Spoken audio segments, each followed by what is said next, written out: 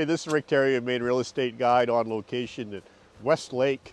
We are in the middle of doing a couple of inspections on a property that's currently under contract, one of which being a septic inspection. In January of 2020, the laws changed in the state of Maine requiring every septic system within the shoreland zone anywhere in the state of Maine, that's rivers, ponds, streams, lakes, and the ocean front, to have their septic inspected. And as the law is written, the buyer is required to meet that. We have Nick Skidmore here, who is going to be inspecting the septic system. The first thing he's doing right at this point is finding the outlet of the tank, where he's going to open it up and take a look at the baffles, going to take a look at the water level inside the tank, and that's going to tell him he's very experienced and knowledgeable in septic. He knows what he's looking for. He's looking to see that the water level is just right, not too high, not too low, but definitely not too high. If it's too high, then there's something wrong in the field, or it could be clogged baffle, filter, whatnot, which is an easy remedy, but nonetheless, he'll be able to identify that. Another test he's going to do as part of this process is this property has a 3-bedroom septic design, which means it should adequately handle at least 270 gallons of water a day.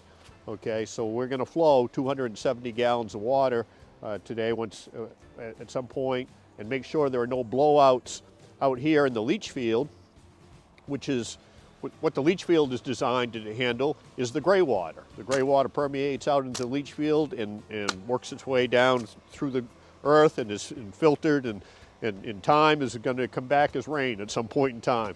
But that's a ways down the road, but it'll come at some point. You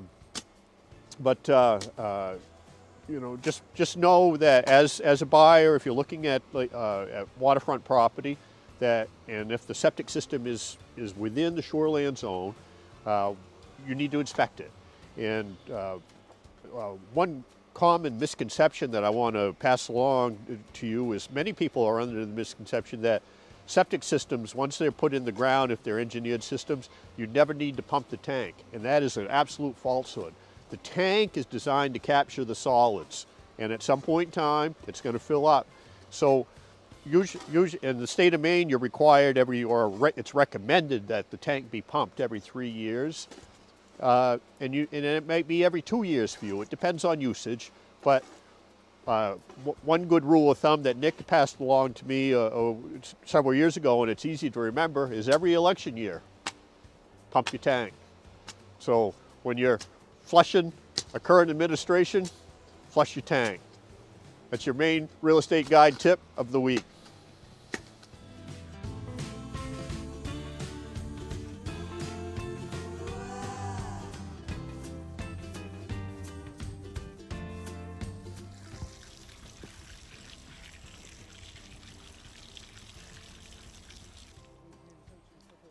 So, as you saw in some of the video, I'm standing over the outlet for the tank, and there's a pipe down there that this yellow filter sets in.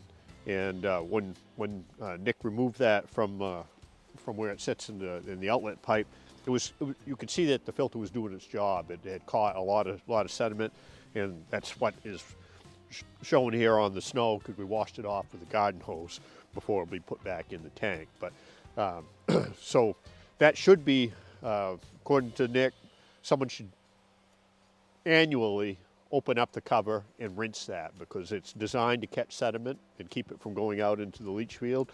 So it's just like a vacuum cleaner filter. It's going to clog with the finer particles. So you want to rinse that annually, keep your system in good working order. And then Nick worked his way down here into the field, and this leach field is designed, it has infiltrators, which are plastic chambers where the water flows into, and he dug down to be able to view that, and we were running water, and he's looking to see that, you know, the system is handling it, and he's going to continue to probe around and make sure everything is working, is copacetic, and then Well, last thing I think he'll do is launch a camera in through here in different places and take a look to see that there's no roots or crushed chambers or whatnot. If someone inadvertently drove on a leach field, that's why there are rocks around the leach field. You should never drive or park heavy equipment on it because you'll compact it and break things.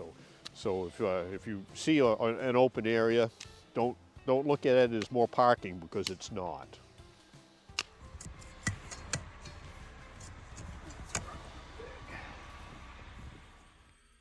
As clean as a button. And there's no water in it right now. So we're making progress on this septic inspection. Mr. Skidmore is now putting his camera down through the outlet pipe into the field and looking for damage to the pipe. You can see things, I've been on inspections with him in the past where you can see tree roots growing into the leach field. And that's one thing you want to pay attention to is keep your trees back away from the leach field because you don't want roots to get in there because those over time can ruin your field.